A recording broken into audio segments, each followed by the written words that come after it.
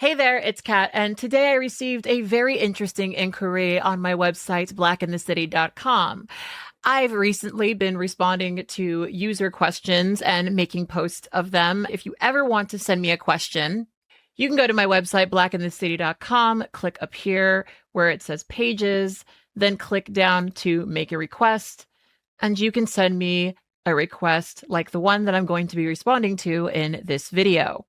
Recently, I've been covering a lot of topics that center around the idea of fetishizing transgender women and also some of my experiences as a non-monogamous person, specifically a polyamorous person. Today's reader read this post that I did titled, "Do I Fetishize My Transgender Girlfriend?" And she wondered how I would feel about her specific situation. Now, I want you to share your opinion. Today, we're going to be reading some of the responses that I got on both YouTube and Instagram alongside my own reaction to this particular reader. But first, let's get into what exactly their question was.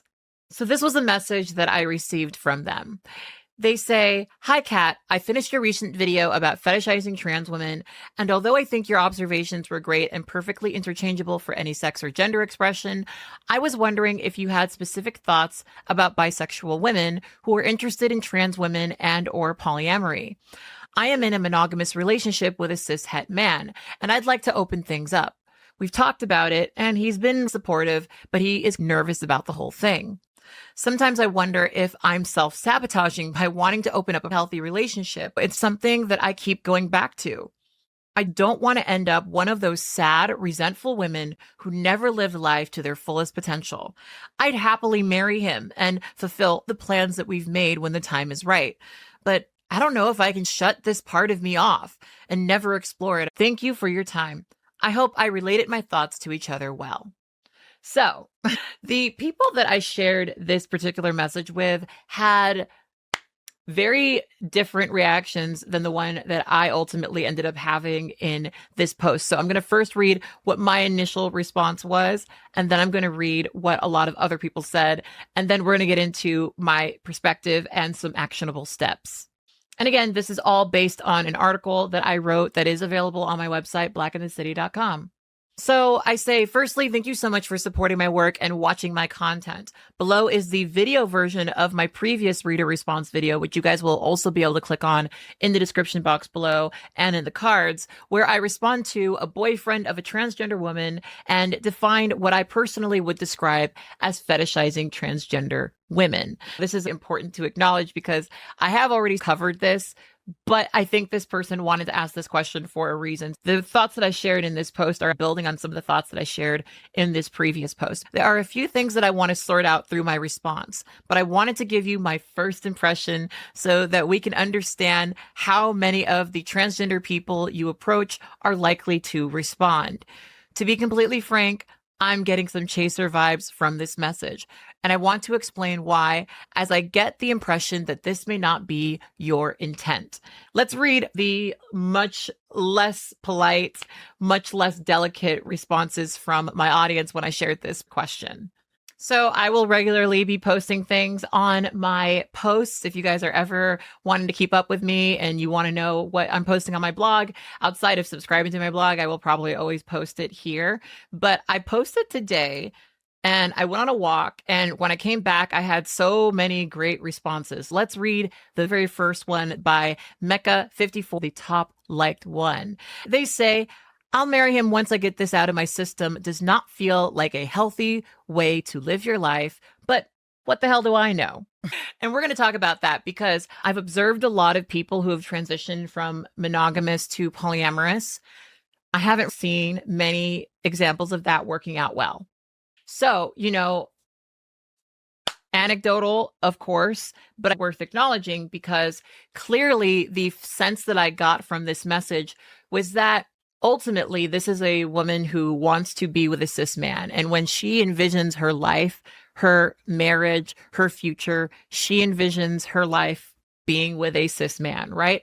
That's something to keep in mind because the trans person you're trying to involve is obviously not going to be a trans person whom you hold a similar type of love for. And that's something to keep in mind because, well, Obviously, you're interacting with these transgender people directly, and that is going to have a negative impact on them. And we're going to get into that in this video. Let's keep reading some of the initial comments.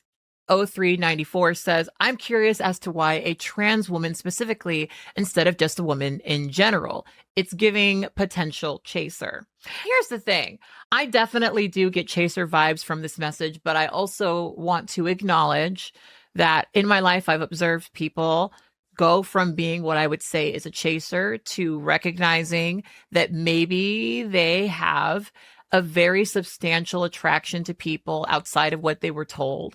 And that is a precursor to more deeper queer expression that does come with humanizing those people and recognizing that they are part of their long-term plans in the future. Some people do start out as a chaser and shift that with time, right? I think that for a lot of people, this comes from a lack of exposure to transgender people. Transgender people are sort of exciting and curious to people like this. And so a lot of times there is this desire to explore, and that doesn't always acknowledge the humanity of the person that they are attempting to explore. So that's something to keep in mind. Again, we're going to talk about that also in this video. Let's keep reading some comments though. 1154 says, so does she have anybody specific in mind? It sounds like she's dreaming her dreamy little dreams and hoping for a unicorn to burst through the ceiling or something. So let's start with unicorn hunting and what I've observed of unicorn hunters and the treatment of the people whom they turn to for sexual exploration. Underneath the section in my article called Non-Monogamy, Commitment, and Fetishism, I talk about my experiences with unicorn hunters. We did a True Tea interview series where I interviewed people who were unicorns in these relationships and spoke to them about the journey that they went through and the recognition that they came into towards the end of the relationship that these people were using them as a sex toy. I cover this because any trans person who's entering into a connection with her would have to acknowledge that there's a man there. And so it's not too hard for me to imagine a unicorn hunting scenario. But what I want to talk about is explicitly this idea of people who open up their relationships to sexually explore and the impact that that often has on other people. Let's read a passage from my post. I said, there are a few things that I want to sort through in my response, but I wanted to give you my first impression so that you can understand how many transgender people you approach are likely to respond.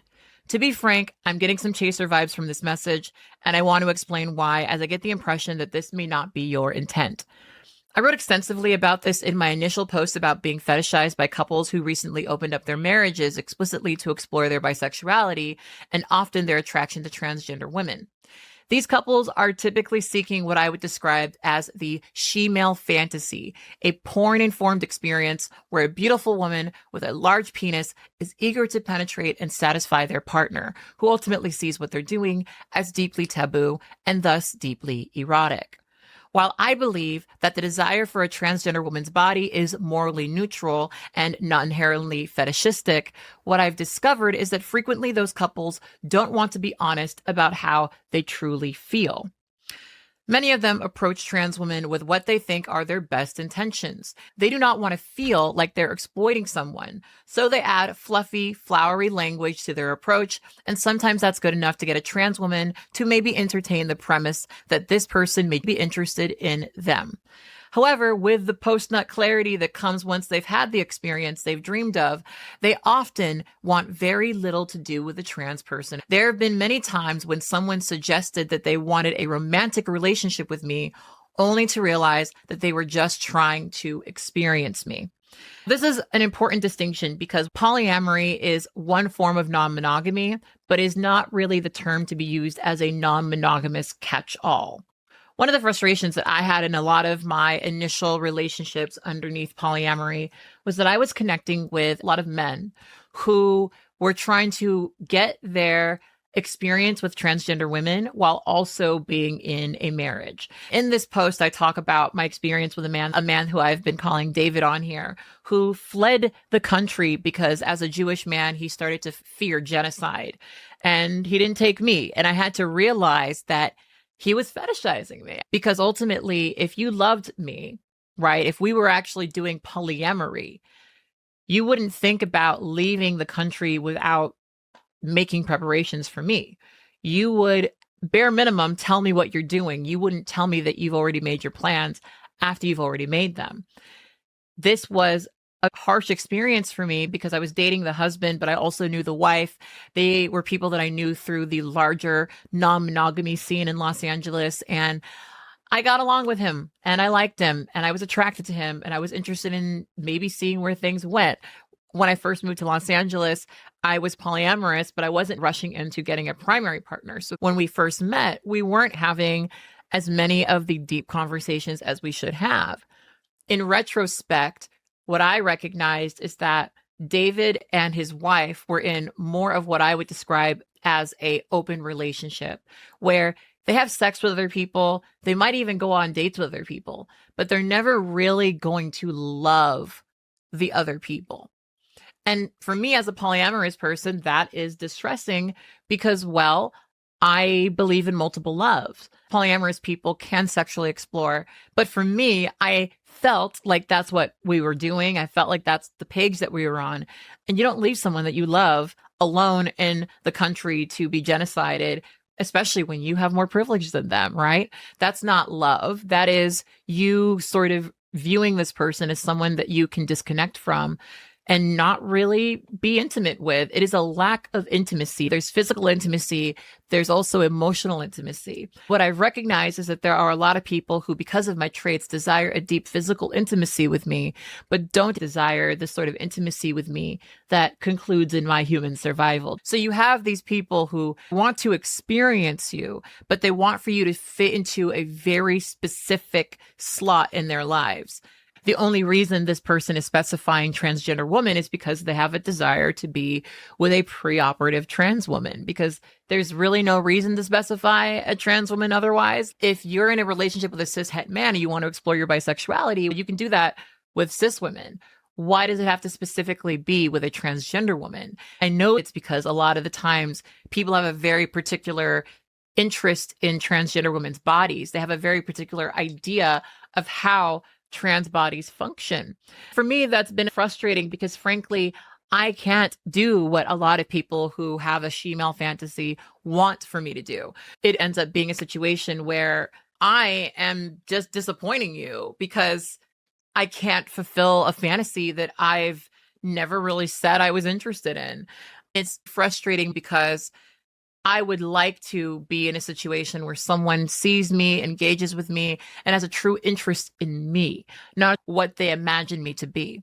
That's a lack of intimacy. When you're seeking out these types of relationships, I think one of the things you have to do is be clear and transparent about where you're at, regardless of how sloppy and messy it may be. We are going to keep reading this particular passage. Being the subject of people's sexual experimentation really hurt me because I wasn't looking for sexual experimentation. My form of non-monogamy is polyamory. Polyamory means many love, meaning that for me, romantic love feels expansive. When I love one person, it isn't impossible for me to love another. As of now, I have 3 long-term partners whom I all love. They know each other. They are cool with each other and they get along with each other mostly because they love me and sort of have similar personalities. I have different commitments to them, but there is no hierarchy. Schedules may conflict, but I do not prioritize one partner over the other. Those who do would call themselves polyamorous who are hierarchical. It sounds to me like any transgender woman in your life would have to accept that they come second to your partner because of your sexual interest in them. Holding this unique and delicate space for your cis male partner while limiting your trans woman partner to a purely sexual role will indeed come off as if you are fetishizing a transgender person because you are only creating a sexual space for them to exist in your life.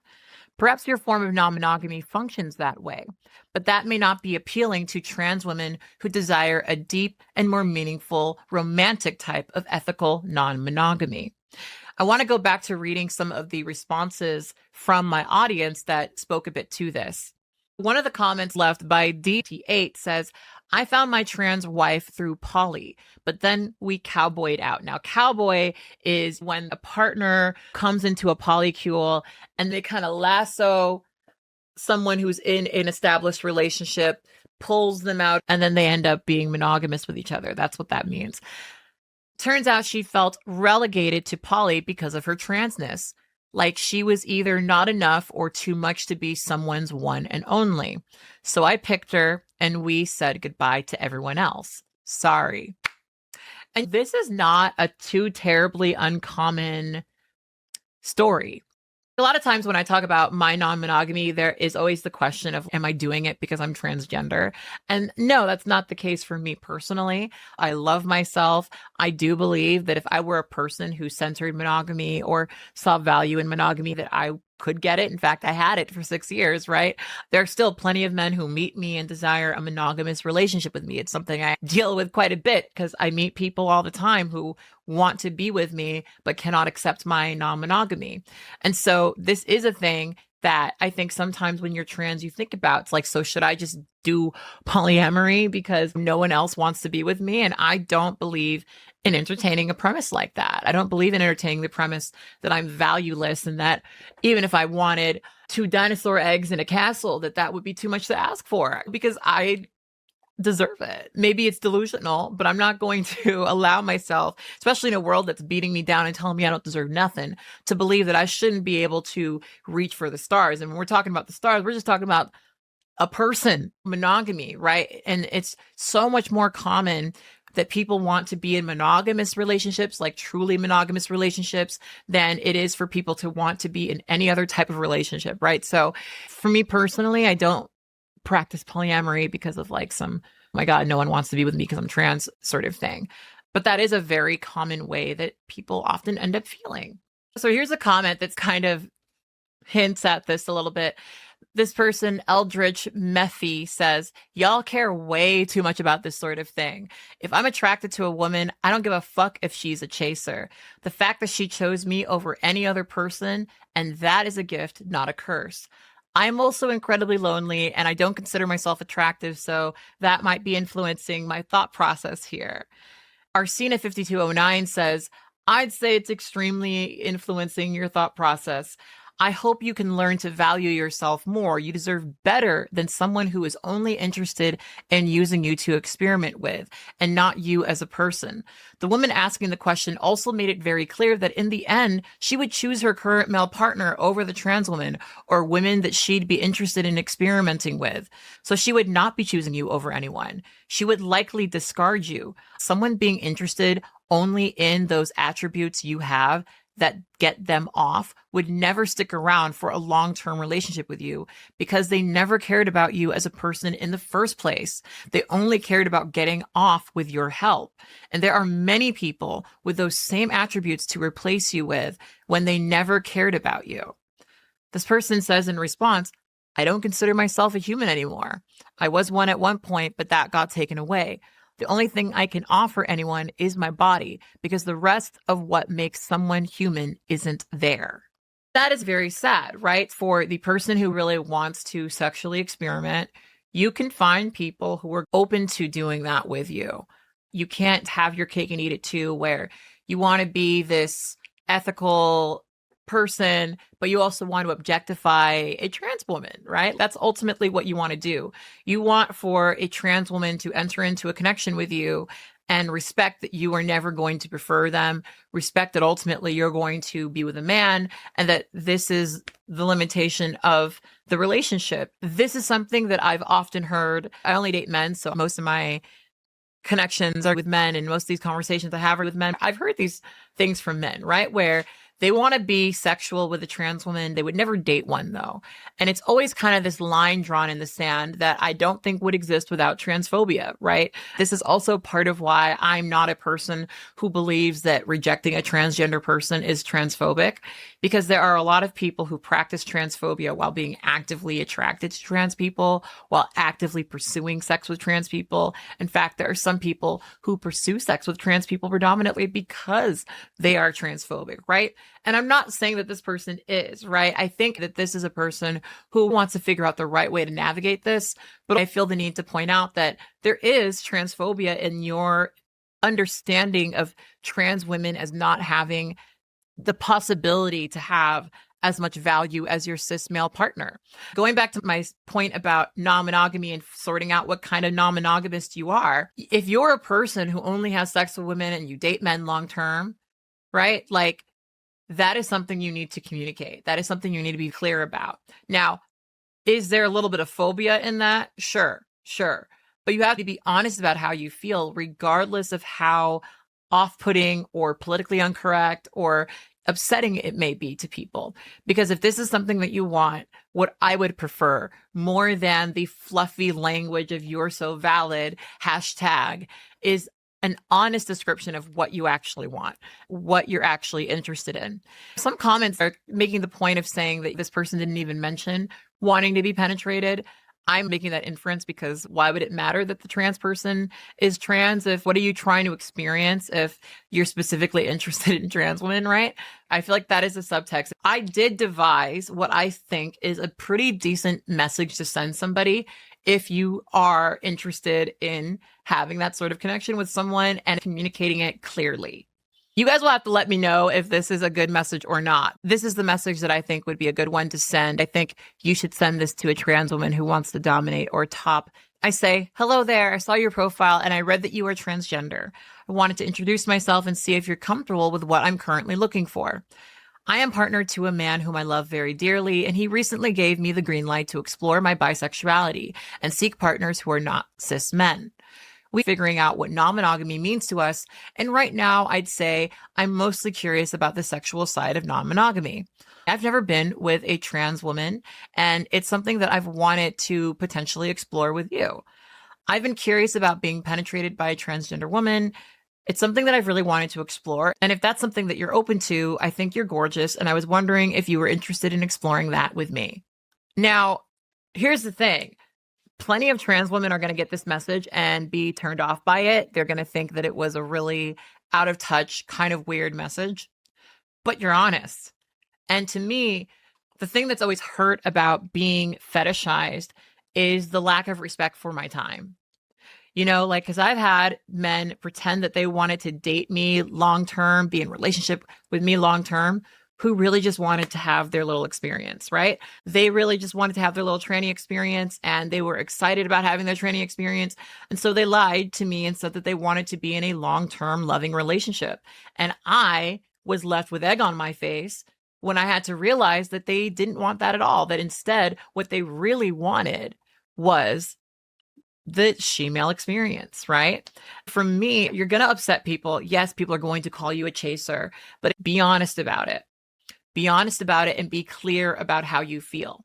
Something else to talk about in this post is what seems to be his lack of enthusiasm around her exploration. Let's go back to what she said so that we can talk about this again, because I think this is also a conversation that I didn't really cover in this post.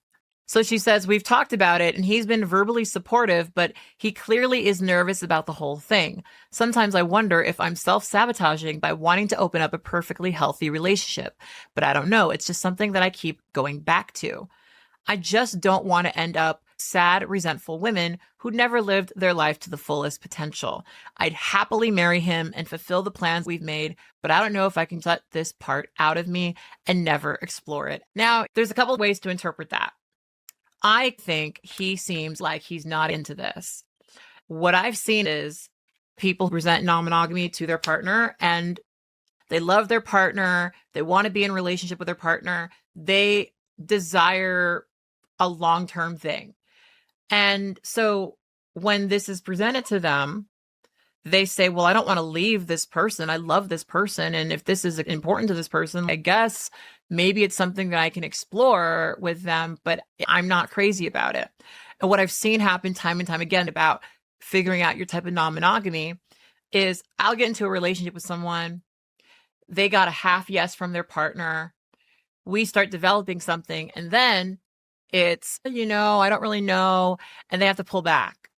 It hurts. It does hurt. Again, one of the most hurtful things about being fetishized is the lack of respect for my time. There have been times where I've been developing a really great relationship with someone, and then at the 12th hour, I had to stop seeing them because they came to some agreement with their partner that excludes me. That's cool, but I wish I wasn't involved, or at least I understood that was a possibility before I agreed to be in a relationship. When you do this, you have to keep in mind how your partner is going to feel. Let's read some comments that relate to this topic. So Theron G. Jr. says, if your partner is clearly nervous about the whole thing, don't open up your relationship. If you care about your partner, either keep it closed and deal with it, or end it and do your own thing. Who you explore with isn't a question that she should be raising at this point. And I think that is a great point. This is a topic that came up in my initial post about being fetishized by bisexuals, because a lot of times my experience with this is someone came to their partner, said, hey, I have this curiosity. I've always wanted to do this thing, or I've always been curious about doing this thing. They want the yes from their partner and explore it. They want the ability to go out there and figure out if it's something that they enjoy. And they want to do that while still holding on to the love that they have with their partner. And I don't think that the desire to sexually explore is like a bad thing. And there are plenty of couples who do sexually explore and they go on these interesting journeys with each other. But ultimately, they do it together and they do it with understanding and they do it at a slow pace, right? So I think if your partner is at the point of being nervous but not enthusiastic, that is a bad sign. And instead of rushing into a relationship because you're curious, you should maybe think about whether or not this is going to ruin your relationship, as you very rightfully started to question. He continues, I'm a gay man and I have a very attractive friend who recently introduced me to his very attractive partner. We've only ever been platonic friends, but temptation was there when he suggested they both found me attractive. But his partner was new to polyamory and still feeling insecure.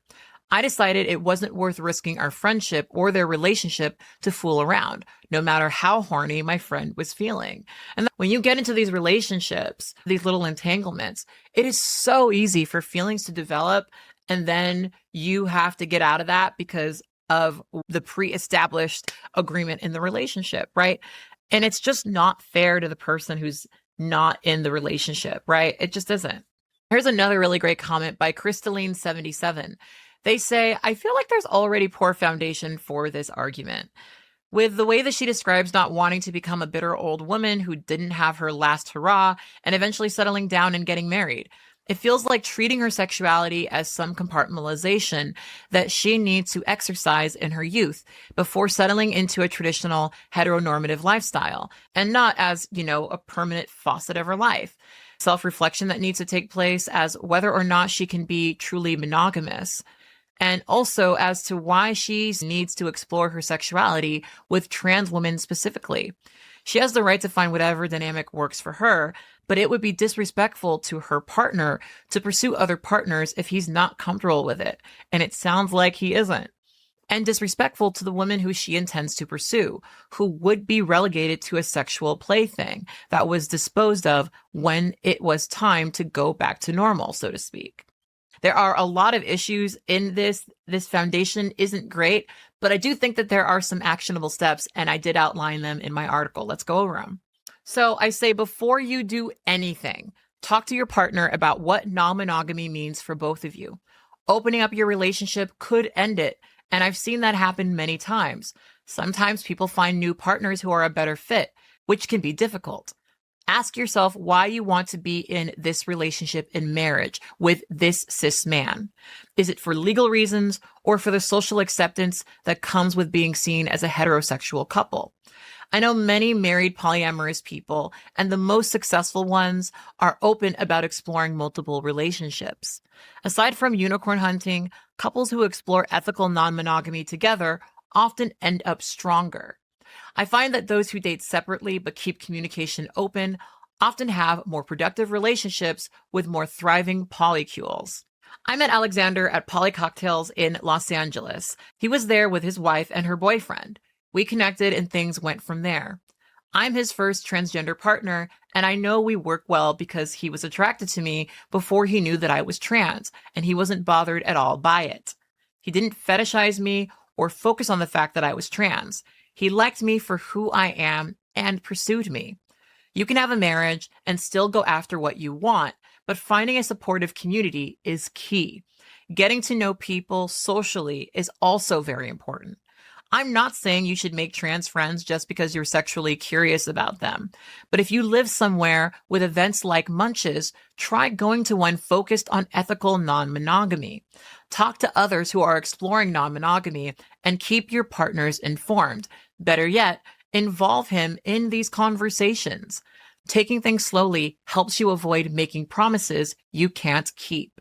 And there was a really great comment left underneath this blog post. They mentioned this point, and I wanted to read it to you guys. They say, this was a great expansion of the initial feelings I had reading the letter. Your closing thoughts on meetups have me curious about what this woman's social circles look like already.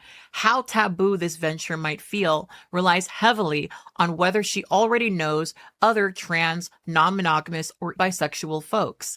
In the unicorn conversation, there's often the couple that reaches out via the girlfriend, but with the end goal of a threesome in mind. It's not clear if that's what the case is here or not, but keeping that archetype in mind could be helpful in understanding the vibe one might give off in the initial messages. Establishing what, if anything, the boyfriend might want from this relationship shift is important, since it's possible to have unspoken resentment build up without productive communication. This is a really important point. When you forge ahead before understanding whether or not your partner is on the same page with you, naturally resentment is developed. There are people who are going to resent the person that you're going out with.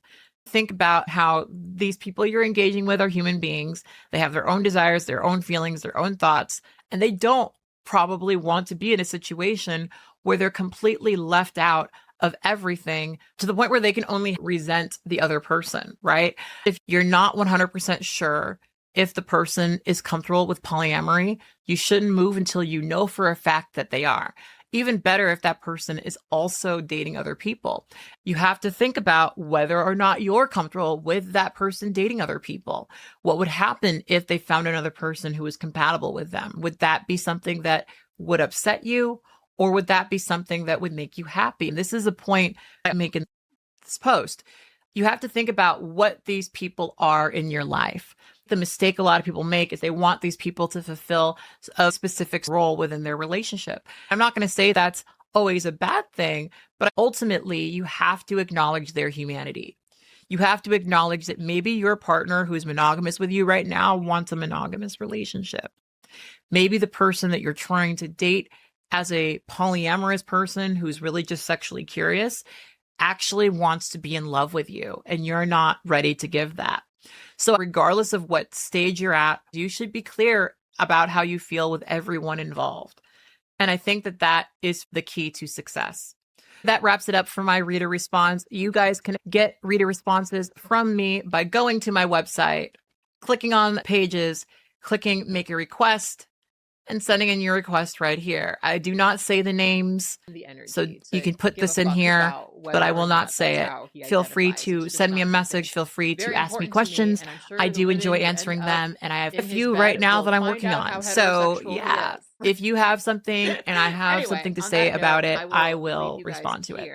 On that note, I'll talk to you guys later. If you guys think this shirt is cute, you can find this in my store, which is katblaque.store. This is actually one of my favorite shirts. It's actually an athletic shirt, and I think this one has probably the best quality. I will be releasing some gothier athletic shirt designs because I do wear this shirt a lot, and I've washed it a ton. And, yeah, there's some stains on it from today, but it's a great shirt. It's like my favorite shirt.